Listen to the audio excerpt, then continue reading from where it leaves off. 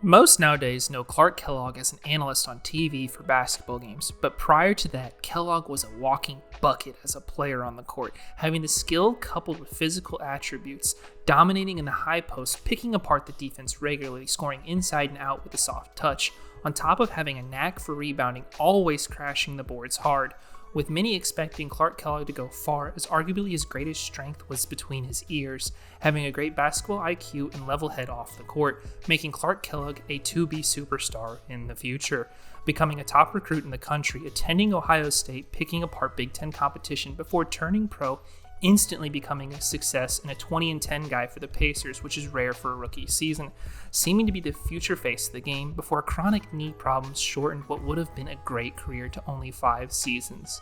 This is a look back on Clark Kellogg's career.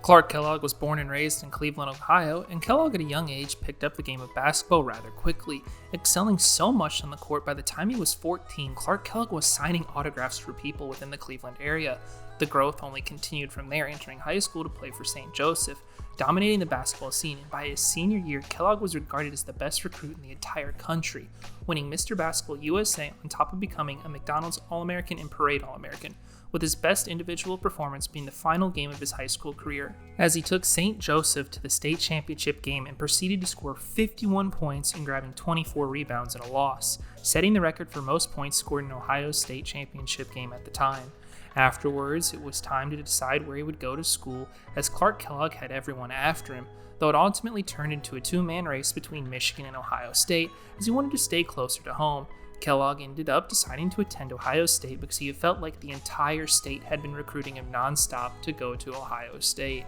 Clark Kellogg was joining an Ohio State team looking to make an NCAA tournament for the first time in a while, behind future NBA players Herb Williams and Kelvin Ramsey. Kellogg his freshman year would slot in as a third option offensively behind the two to average 11.6 points and 8 rebounds, helping the Buckeyes pull off some big wins throughout stretches of the year, in particular when they defeated 11th ranked Indiana, 8th ranked Purdue, and 12th ranked Iowa all in a row, seeing Ohio State remain competitive in the Big Ten Conference, ending the year going an impressive 21-8, getting the Buckeyes into the NCAA tournament for the first time in 9 years. Ohio State entered as a 4 seed, matching up with Arizona State in round 2 after the bye, who starred Byron Scott, Vat Lever, and Alton Lister, creating a game that showcased a lot of future NBA talent. Surprisingly though, the game would not be close on the court as the Sun Devils had no answer for either Ramsey or Williams, sending the Buckeyes to the next round, with Clark Kellogg aiding the star duo with 11 points and 11 rebounds. In the Sweet 16, Ohio State met 8-seeded UCLA, which was misleading at the time as the team featured Kiki Vandeweghe and 6 other future NBA players. The game saw what were thought to be the 2 star players of the matchup in Vandeweghe and Williams being a bit of a funk, creating an even contest throughout, before UCLA pulled away at the end behind Ron Foster to win the game by 4 points, ending the Buckeyes season in a game that saw Kellogg score 12 points and grab 8 rebounds. After the season, Kelvin Ramsey graduated, putting a bigger emphasis on Clark Kellogg to make a jump his sophomore season. With more touches within the offense for Kellogg, he blossomed into one of the best players in the Big Ten, averaging a team-leading 17.3 points and 12 rebounds. Despite Clark Kellogg's improved form, Ohio State badly missed Ramsey, setting up the team at point, going 14-13 on the season, missing the NCAA tournament. Afterwards, Herb Williams graduated, and on paper looking as if the Buckeyes would continue its downfall. However, sophomore and future NBA player Tony Campbell stepped up to play to aid Clark Kellogg's dominance the following season, as Kellogg averaged 16.1 points and 10.5 rebounds,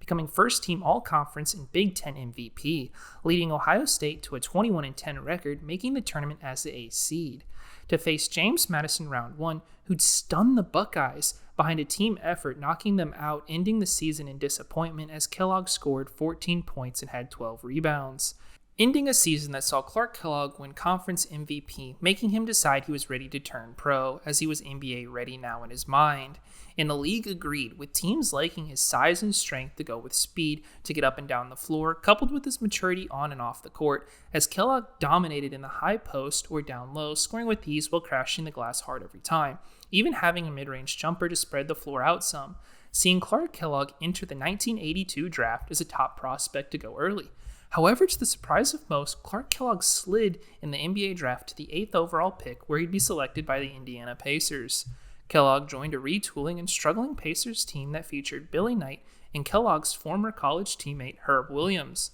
Joining a bad team meant instant playing time, with Clark Kellogg stepping into the starting power forward position, quickly showcasing he was the Pacers' best player on the team, with Kellogg going on to average 20.1 points and 10.6 rebounds, finishing runner-up in Rookie of the Year voting to Terry Cummings for his more than smooth transition to the league. On the other hand, the Pacers' season was anything but smooth, as they went 20-62, missing the playoffs. Following his rookie year success, Clark Kellogg was very much heralded as the next NBA superstar to come. Converse even signed him to an endorsement deal to release his own Converse sneakers, labeled the Special K sneakers. So, in the offseason, the Pacers quickly locked down Clark Kellogg to a 4-year contract to be the face of the franchise moving forward, moving on from Billy Knight, who was aging, trading him for a future pick. The offseason also saw Indiana bolster its front court depth, selecting Steve Stepanovich in the NBA draft. Clark Kellogg, his second season in the NBA, was much like his first, being the team leader, averaging 19.1 points and 9.1 rebounds, on a poor Pacers team that went 26-56. In the offseason, Indiana slowly kept improving, adding Vern Fleming through the draft with the pick they had gotten from the Knight trade.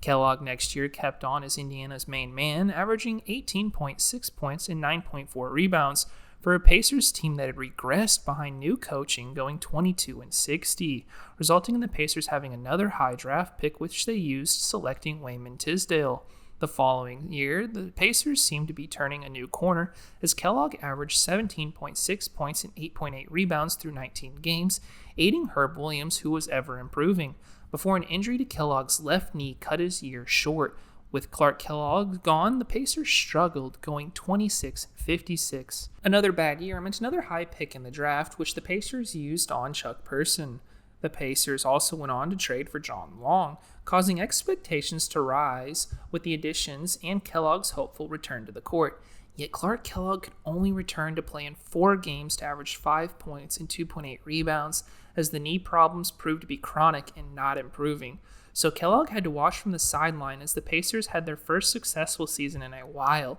going 41-41, even making the playoffs, though they'd be quickly bounced round 1 to Dominique Wilkins and the Atlanta Hawks. Afterwards, Clark Kellogg had a third knee surgery, causing him to retire, ending his promising NBA career short. Clark Kellogg had played in only 5 years in the NBA, posting averages of 18.9 points, 9.5 rebounds, and 2.9 assists. After his playing career, Clark Kellogg became an analyst for multiple networks, covering multiple college basketball games or NBA games, quickly rising the ranks and being well regarded for his well-spoken analysis while breaking down the game of basketball, more commonly nowadays being known for being an analyst than as a player, though as a player he was a force to be reckoned with having multiple physical attributes won once in a power forward with his size, strength, and quickness. Clark Kellogg also had the skill with a soft touch around the rim and ability to post up in the high post and pick apart the defense from there, to go with a good mid-range shot and a knack for rebounding, on top of everything else having a high IQ on and off the court to excel, becoming a top recruit in the country out of high school before attending Ohio State, where Kellogg helped turn around the program, making the tournament for the first time in 9 years, eventually going on to become the Buckeyes' go-to man, winning Big Ten Conference MVP, drawing the eye of the NBA, heading to the Pacers in the draft. Once Kellogg was in the NBA, he quickly became the best player on the floor for the Pacers, becoming a 20-10 guy, being labeled as a future star of the league, heading the charge for the Pacers for a few years before his knee caught up to him, ending his what-to-be great career short, going down as another big what-if in NBA history. Thanks for watching this video on Clark Kellogg's career. If you want to see any other videos about any other random players in the future, leave them in the comments below, and I may or may not decide to do them. Who knows? Thanks again for watching. This has been Skid Denver.